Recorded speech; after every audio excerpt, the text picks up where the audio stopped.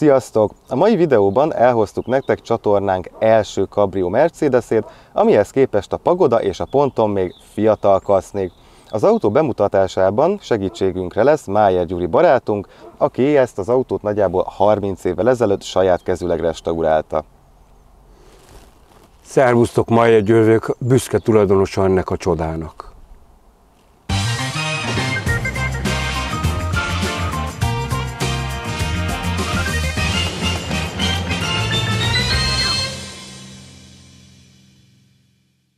Szóval ő ugye egy W136-os Mercedes, hivatalosan 170V vagy 170 VU. Az érdekessége, hogy 1936-ban a berlini autószalonon mutatták be. Ő akkoriban egy kis Mercedesnek számított, mivel párhuzamosan gyártották az 540-es Roadsterrel, a 770-es Grosser Mercedessel, plusz a háború után még az Adenauerrel és a Pontonnal is egy időben még szerelték, mert ugye egy kis szünettel 36-tól 55-ig gyártották a szériát. Mi az, amit tudunk magáról a típusról? Hát igazából a korának szerintem egy nagyon-nagyon fejlett változata, ugyanis itt már független kerékfelfüggesztés van mind a 4 futóműnél. Egy nagyon komoly sebességváltó, ami ugye 4 fokozatú, és úgy tudom, hogy ennél a modellnél jelent meg először a hidraulikus fék, ami elől duplex, hátul pedig simplex doplaféket jelent. Igazából ezek a nagy érdekességek. Ennél a modellnél abban az időben ugye nem nagyon jött utána autó, tehát hátsó lámpa nem is volt. Csak a kabriónál volt, bal oldalon egy helyzetjelző, illetve annak az alján egy rendszám megvilágító lámpa, ezt majd meg fogom tudni mutatni archívfotón.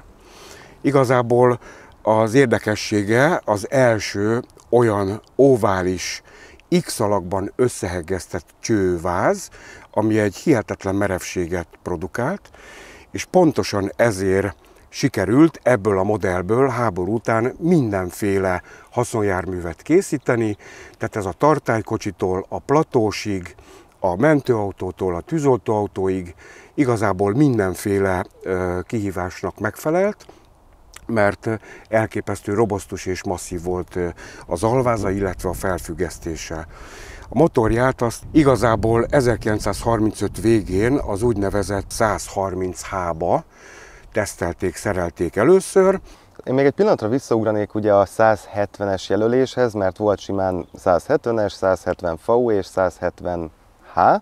Igen. És ugye a sima 170-es, a W15-ös volt ennek az autónak az elődje, az egy sorhatos motort kapott, volt a 170 VU, az ez a széria, és volt még a 170H, ugye az az 1,7 literes farmotoros. Igazából ott annak az volt a lényeg, hogy a Mercedes próbált egy kisebb kategóriás autót is gyártani, ez igazából nem jött be, mert nem volt egy olyan szuper konstrukció, plusz 2 dolog volt benne, amit az emberek mondjuk a Mercedes-től idegennek találtak, a farmotor, és hogy nem volt hűtőrács az elején. Tehát ez a 130H, aztán a kifejlesztett 170-es farmotoros széria, ez annyira nem jött be, viszont azért ez az autó is örökölt valamit tőlük, ugye, vagy nem? Hát igazából a motor onnan származik, tehát a motor alapötlete az onnan származik. Igazából nagyon széles volt utána a paletta, tehát én nem is tudok még egy olyan autógyárat, amelyik ilyen elképesztő széles palettán gyárt autót. Tehát a legkisebbtől a legnagyobbig, igazából ebbe beleértjük ugye a haszonjárműveket, autóbusztól kezdve mindent, de erre nem is akarok kitérni. Igazából abban az időben volt a 230-as, a 290-es és a 320-as, ugye a 320-as után jött az 500-as, ugye az 500K, az 540K, ugye, ami egy legenda, ami igazából, ha fényképen meglátom, már akkor is ajándéknak érzem, és ugye volt a legnagyobb, a 770K, aminek igazából én szerintem nincs is párja a mai napig szépségben, eleganciában, kényelemben, tartóságban, és még sorolhatnám, ragozhatnám tovább. Ugye beszéltük azt, hogy volt egy pár éves, egy 5 éves kihagyás a termelésben, ugye volt 36-tól 42-ig, és aztán 47-től 55-ig. Mi az a legnagyobb különbség, a mondjuk ránézésre megkülönbözteti a kettőt? Igazából kívülről kettő után annyi a különbség, hogy a sárvédőnek az íve az nem folytatódik a küszöbben, hanem tulajdonképpen egy ilyen lezárással átveszi a küszöb ugyanezt a vonalvezetést. Ezt majd később átvették ugye a komolyabb, nagyon nagy teljesítményautóknál, az Adenauernél.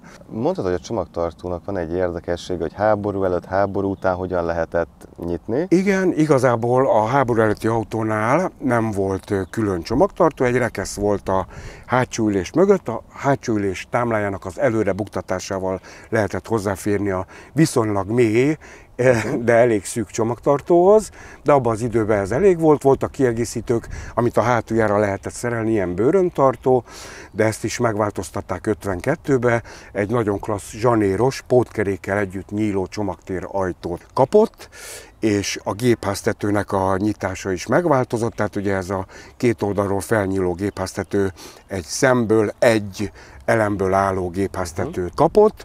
Az ajtó formáját, vonalait is megváltoztatták, igazából nagyon nagy előrelépés volt, hogy ennél az autónál ugye még faszerkezetű az ajtó, de annál a modellnél már teljesen lemezből van az ajtónak a szerkezete, és különféle merevítésekkel, tehát egy borzasztó strapabíró, erős, masszív karosszériát hoztak létre. Háború utáni 52-es autónak a hátsó lámpája van felszerelve, és ebbe bele van ugye már építve a féklámpa, a helyzetjelző és az index is. Az index kapcsoló az a gyárilag elhelyezett műszerfal világítás kibekapcsoló helyére került, és igazából tehát nincs több, sem kevesebb luka műszerfalon, mint ami gyárilag volt. Úgyhogy ez egy ilyen apró kegyes csalás.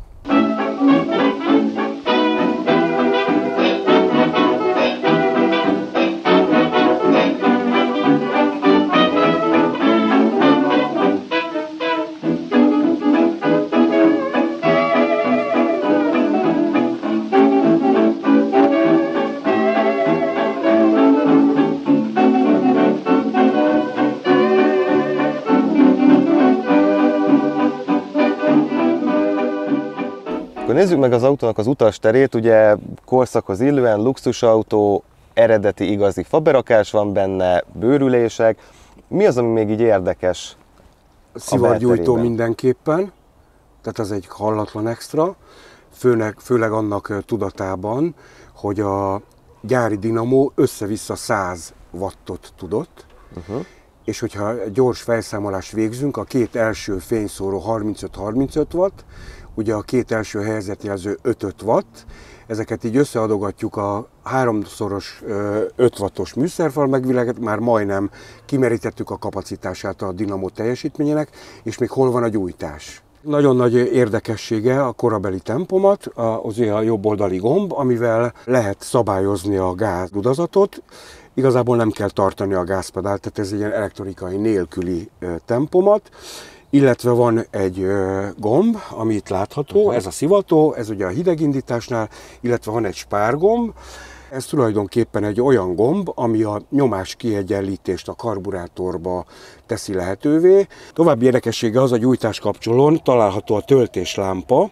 Amikor ráteszem a gyújtást, akkor az egy ütemben meg is világítja a lábteret, mert ugye a gázpedál fölött van az önindítónak a gombja, tehát ez igazából lábbal indítható, tehát még nincs behúzó mágnes az önindítón.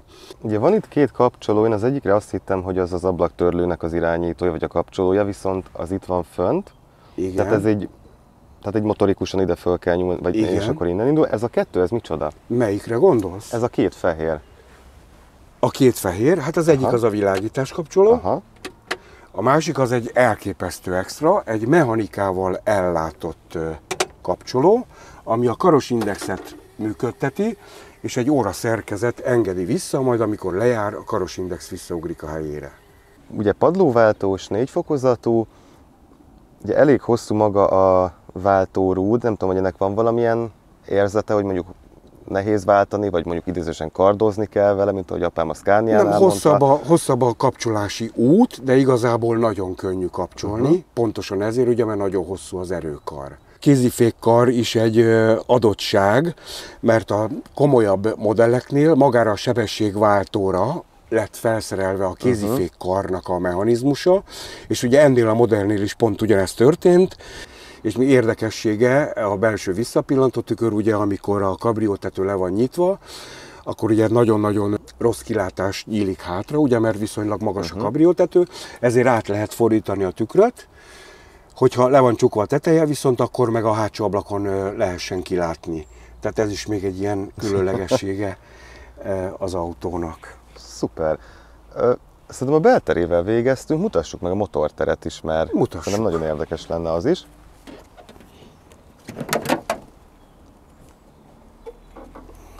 És akkor ő egy 1690 hány köbcentis? Igen, ez egy 1700 köbcentis motor, ami ugye említettem, hogy vízhűtéses, vízpumpa forgatja a vizet, és egy nagyon-nagyon csendes, nagyon-nagyon rugalmas, jól terhelhető motor.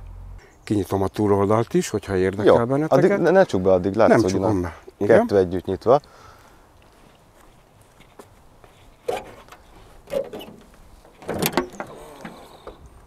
Ez ugye a motortérnek a másik oldala, innen is lehet nyitni. Hogy jött neked a gondolat, hogy neked szükséged van egy ilyen autóra? Hát ez gyerekkori becsípődés, egészen fiatal gyerekként szerettem volna egy ilyen formájú autót, hogy milyen márkájú vagy milyen gyártmányú, azt igazából nem határoztam meg magamnak. A forma, a vonalvezetés és a látvány az, ami elképesztően megragadott.